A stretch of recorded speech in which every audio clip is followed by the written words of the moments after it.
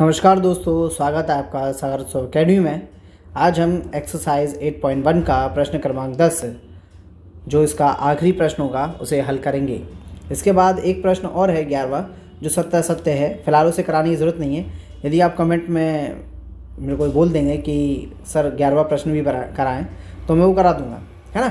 फ़िलहाल हमारे लिए यही आखिरी प्रश्न है। चलो इसको भी आगे करते हैं। हमसे बोला है प्रश्न क्रमांक 10 में, त्रिभुज PQR है में जिसका कोण Q समकोण है। तो यहाँ पर जो समकोण बन रहा है वो ये बन रहा है Q और समकोण होता है 90 डिग्री। तो ये Q है, उसने बोल दिया Q समकोण है। तो P और R का बनेंगे, तो P यहाँ बना लेते हैं और R यहाँ बना लेते हैं। तो हो गया ये PQR त्रिभुज। अब उसने क्या बोला है, PR + QR बराबर 25 सेंटीमीटर है और PQ बराबर 5 सेंटीमीटर है। तो PQ बराबर तो उसने 5 सेंटीमीटर हमें दे रखा है, ये 5 सेंटीमीटर दे रखा है। और हमें sin P, cos P और tan P के मान ज्ञात करना है। चलो भाई, जो हमें दिया है पहले वो लिख लेते हैं। तो हमें क्या दिया हुआ है, दिया है कि PR + QR बराबर 25 सेंटीमीटर है। इसको हम बोल देते हैं समीकरण 1। अब इसके बाद जो त्रिभुज हमारे पास PQR है इसमें हम पाइथागोरस प्रमेय लगाते हैं। चलो लिख देते हैं पाइथागोरस प्रमेय से। तो हमने लिख दिया है पाइथागोरस प्रमेय से। अब पाइथागोरस प्रमेय में हमें कर्ण कितना दिया है, वो दिया है PR का स्क्वायर। लंब कितना दिया है, वो दिया है QR का स्क्वायर और आधार जो दिया है वो दे दिया है 5। तो 5 का भी स्क्वायर। PR स्क्वायर तो ठीक है, QR को इधर लाएंगे बराबर किस तरफ, तो उसका चिन्ह बदल जाएगा, माइनस का QR हो जाएगा, QR का स्क्वायर बराबर 5 का स्क्वायर 25।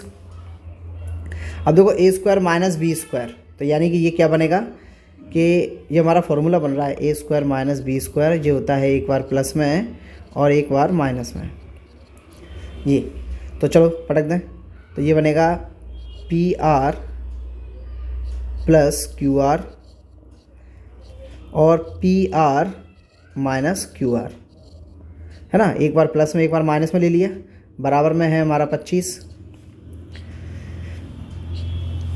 अब हमारे पास समीकरण 1 से, तो देखो समीकरण 1 से PR + QR का मान दिया हुआ है, कितना दिया है 5। तो यहाँ से ये मान उठा लें, तो लिखेंगे समीकरण 1 से, समीकरण 1 से। तो समीकरण 1 से क्या हुआ कि ये बना हमारे पास 25। इसका कलर चेंज करके लिख देते हैं, थोड़ा सा ठीक लगेगा। समीकरण 1 से, अब ठीक है। अब लिखते हैं, तो आएगा 25 PR + QR का मान। फिर इसके साथ लिखा हुआ है PR - QR बराबर 25। तो 25 से कम 25, 25 से कम 25, तो PR - QR बराबर बच गया हमारे पास 1। ये हो गया समीकरण 1 और ये हो गया हमारे पास समीकरण 2। अब दोनों समीकरणों को हम हल कर लेते हैं।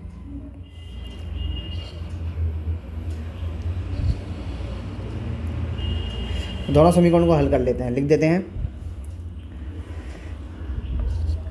समीकरण 1 व 2 से। अब समीकरण 1 व 2 को विलोपन विधि से हल कर लो, कोई दिक्कत नहीं है, पहले भी सीखी हमने। तो देखो क्या लिखा हुआ हमारे पास, ये आया है कि PR + QR बराबर लिखा है 25। फिर लिखा है PR - QR बराबर 1। ये हमने लिख लिया है, विलोपन विधि से हल कर रहा है। तो विलोपन विधि में चिन्ह बदलते हैं, क्योंकि PR + QR भी बराबर है और QR भी बराबर है। तो ये अपन ने कर दिया, ये माइनस, ये प्लस और ये माइनस, ये दोनों गए 0 हो गया। QR तो ये हो जाएंगे 2QR बराबर 25 में से 1 गए, तो ये बना हमारे कितना 25 में 1 गए तो बचे 24। तो काटेंगे 2 एकम 2 और 2 एकम 2, 2 दूनी 4। तो क्यू आर बराबर हमारे पास आ गया 12। तो क्यू आर कितना आ गया 12। तो यहाँ लिख देंगे क्यू आर कितना है, ये 12 निकल आया है, ये निकाला है इसलिए गोले में रख दिया है, ये हमारी पहचान है। अब हमको क्यू आर का मान रखना है समीकरण 1 में। तो क्यू आर का मान समीकरण 1 में रखेंगे तो लिख देंगे हम। तो यहाँ हमने लिख लिया है क्यू आर का मान समीकरण 1 में रखने पर, और समीकरण 1 को भी उतार लिया है। तो समीकरण 1 में पी आर का पी आर आएगा प्लस क्यू आर के यहाँ पे 12 आएगा और बराबर में कितना है 25। इतनी चीज़ आ गई हमारी। अब देखो मैं बाकी पूरा मिटाऊंगा, है ना, क्योंकि अब हमें इससे आगे की ज़रूरत है। तो एक तो निकाल ही चुके हैं क्यू आर, दूसरा और निकालना है पी आर।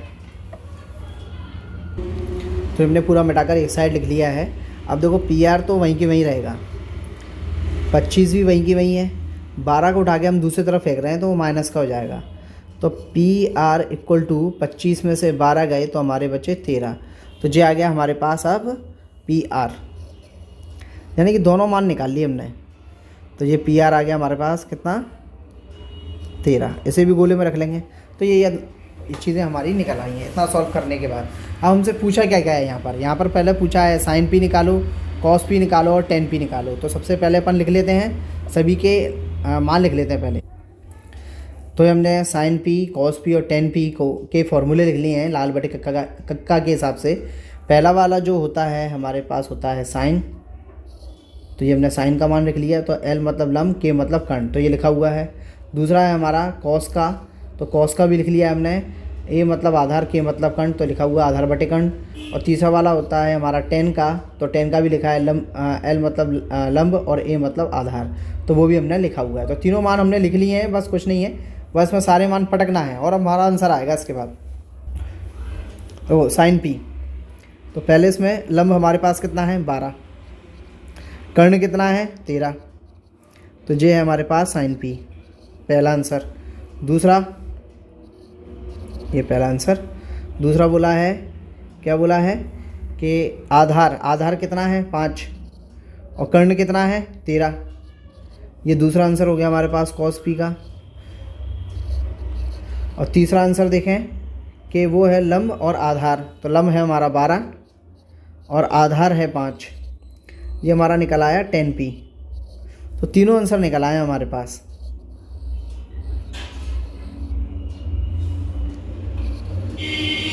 ये तीनों आंसर निकल आए।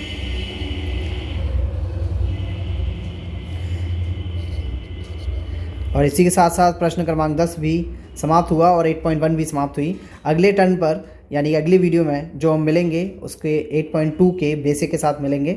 इसी के साथ साथ आपको अगर वीडियो पसंद आया हो तो लाइक कीजिए, सब्सक्राइब कीजिए और वीडियो को ज़्यादा से ज़्यादा शेयर कीजिए। यदि आपको कोई डाउट है तो आप कमेंट बॉक्स में पूछ सकते हैं। धन्यवाद।